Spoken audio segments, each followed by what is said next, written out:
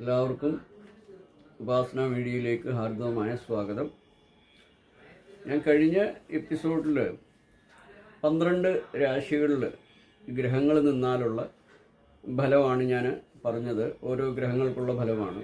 എന്നാൽ ഇന്നിവിടെ ഈ എപ്പിസോഡിൽ ഞാൻ സൂചിപ്പിക്കാൻ ഉദ്ദേശിക്കുന്നത് ലഗ്നാധിപൻ 12 ഭാവങ്ങളിൽ നിന്നാലുള്ള ഫലങ്ങളാണ്. അപ്പോൾ അത് ശ്രദ്ധിച്ച് കേട്ടാൽ നിങ്ങൾക്ക് എല്ലാവർക്കും മനസ്സിലാവും. ഗ്രഹങ്ങൾ നോക്കിയാൽ അറിയാൻ പറ്റും. അപ്പം ലഗ്നാധിപൻ ലഗ്നത്തിൽ, അതായത് 1-ൽ നിന്നാൽ ആത്മബലം ഉള്ള ആൾ, സ്വന്തം അഭിവൃദ്ധിയെ നേടുന്നവൻ, പ്രശസ്തൻ, ബലവാൻ, സ്വന്തം കാര്യങ്ങളിൽ പിടിപ്പുള്ളവന്. ലഗ്നാധിപൻ 2-ൽ നിന്നാൽ ധാരാളം സമ്പാദ്യം, ചെറിയ നിലയിൽ നിന്ന് വലിയ നിലയിലെത്തുക, വാഹനം, ഭൂമി ഇവയുണ്ടാവുക, ഭംഗിയുള്ള മുഖം, വാഗ്മി, നല്ല പ്രാഥമിക വിദ്യാഭ്യാസമുള്ള ആൾ. ലഗ്നാധിപൻ 3-ൽ നിന്നാൽ ആരോഗ്യഹീനൻ, സന്തോഷമില്ലാത്തവൻ, മറ്റുള്ളവർക്ക് ഉപദ്രവം ചെയ്യുന്നവൻ, ദുഷ്പ്രവൃത്തികളിൽ തൽപരൻ. ലഗ്നാധിപൻ 4-ൽ നിന്നാൽ ഭാരിച്ച കുടുംബ ചുമതല, സ്വന്തം പരിശ്രമം കൊണ്ട് ഉന്നത വിദ്യാഭ്യാസം സിദ്ധിച്ചയാൾ, ശ്രേഷ്ഠൻ, പരോപകാരി.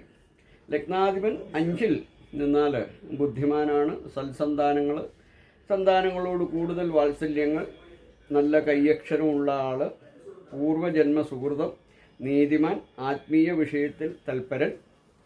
ലഗ്നാധിപൻ 6-ൽ നിന്നാൽ ഭാരിച്ച ബാധ്യത, മാറാത്ത അസുഖം, അന്തർമുഖി, ധാരാളം യാത്ര ചെയ്യുന്നവൻ.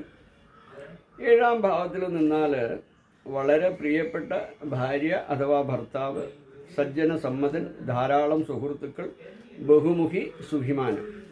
ലഗ്നാധിപൻ 8-ൽ നിന്നാൽ രോഗി, വിദേശവാസി, ക്രൂരത, അജ്ഞാനുവർത്തി, ആത്മഹത്യാ പ്രവണത, ഭാര്യ ഭർത്താവിനെ അഥവാ ഭർത്താവ് ഭാര്യയെ നേരത്തെ നഷ്ടപ്പെടുന്ന ആൾ. ലഗ്നാധിപൻ 9-ൽ നിന്നാൽ ഭാഗ്യവാൻ, ഈശ്വരവിശ്വാസം, ക്ഷേത്രകാര്യങ്ങളിൽ തൽപരൻ, വിദേശയാത്ര, പൂർവ്വപുണ്യം, ആചാര്യൻ. ലഗ്നാധിപൻ 10-ൽ നിന്നാൽ ഉന്നതി, ധനലഗ്നി, ഏറ്റെടുക്കുന്ന കാര്യത്തിൽ ആത്മാർത്ഥത, അധ്വാനി, ചെറിയ നിലയിൽ നിന്ന് ഉയർന്നു വന്നവൻ.